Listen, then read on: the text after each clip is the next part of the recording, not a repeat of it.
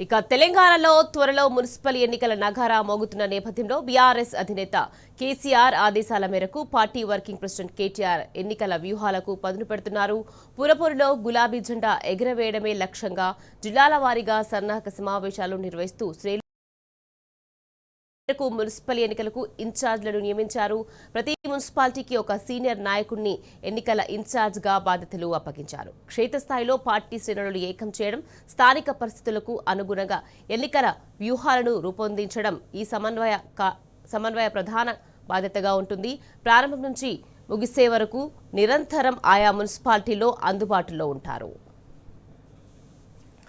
Municipal ఎన్నికల్లో అత్యంత కీలకమైన అభ్యర్థుల ఎంపిక ప్రక్రియలో ఈ సమన్వయకర్తలు కీలక పాత్ర పోషిస్తారు. స్థానిక నాయకత్వంతో చర్చించి గెలుపు గుర్రాలను గుర్తించి నివేదికలను ఎప్పటికప్పుడు పార్టీ అధిష్టానానికి సమర్పిస్తారు.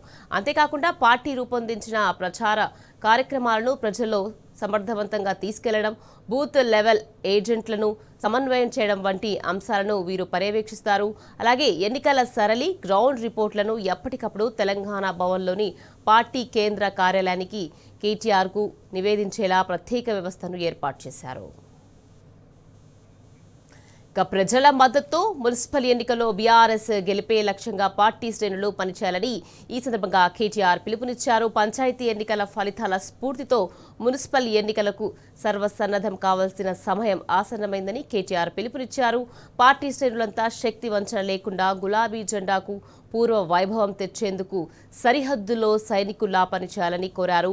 పట్టణాల్లో కాంగ్రెస్ ప్రభుత్వం కొత్తగా ₹1 కూడా ఖర్చు చేయలేదని, మున్సిపాలిటీలు సమస్యలకు కేర్ ఆఫ్గా మారాయని కేటీఆర్ విమర్శించారు.